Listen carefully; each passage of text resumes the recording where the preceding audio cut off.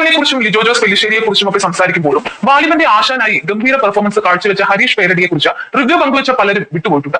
ചുരുക്കം ചിലർ മാത്രം സോഷ്യൽ മീഡിയയിലെ എഴുത്തുകളിൽ അദ്ദേഹത്തെ സ്മരിച്ചിട്ടുണ്ട്. ചിലർക്ക് അതിനാടകീയമെന്ന് തോന്നിയ പ്രകടനം മറ്റു ചിലർക്ക് ഗംഭീരമായാണ് തോന്നിയിട്ടുള്ളത്. ക്ലൈമാക്സിലെ അദ്ദേഹത്തിന്റെ പ്രകടനത്തെ അഭിനന്ദിച്ചവരും ഇക്കൂട്ടത്തിലുണ്ട്.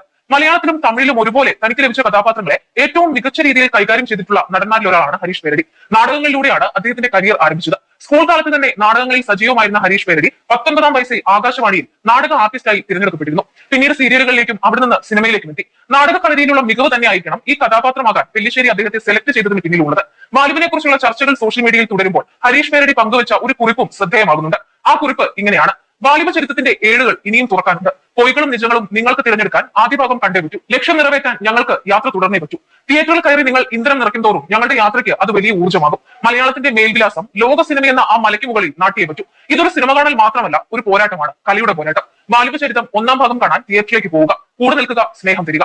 ഇങ്ങനെയാണ് ഹരീഷ് പേരടിയുടെ കുറിപ്പ് അവസാനിക്കുന്നത്. നിരവധി പേരാണ് ഈ പോസ്റ്റിന് സ്നേഹം അറിയിച്ച് രംഗത്തെത്തിയിരിക്കുന്നത്. അയോധ്യ രാമക്ഷേത്ര പ്രതിഷ്ഠാ ദിനത്തിൽ ക്ഷണം ലഭിച്ചിട്ടും മോഹൻലാൽ പോയില്ല എന്ന കാരണത്തെ ചൊല്ലി ചിത്രം ബഹിഷ്കരിക്കും എന്ന ആഹ്വാനം വിവിധ കോണുകളിൽ നിന്ന് മലയക്കോട്ടെ വാലിബന്റെ റിലീസിന് മുമ്പ് ഉയർന്നിരുന്നു. റിലീസ് ദിനത്തിൽ സോഷ്യൽ മീഡിയ മുഴുവൻ ചിത്രത്തിനെതിരെ വലിയ ആക്രമണവും നടന്നു. മോഹൻലാൽ മികച്ച രീതിയിൽ വാലിബൻ എന്ന വേഷപ്പകർച്ച അവതരിപ്പിച്ചു എന്നും ലിജോ ജോസ് പെല്ലിശ്ശേരി എന്ന സംവിധായകന്റെ പോരായ്മയാണ് ചിത്രത്തിന്റെ ഏറ്റവും വലിയ നെഗറ്റീവ് എന്നും ചിലർ കാണാനല്ല തിയേറ്ററിൽ പോകുന്നത് എന്നായിരുന്നു വേറെ ചിലരുടെ പ്രതികരണം.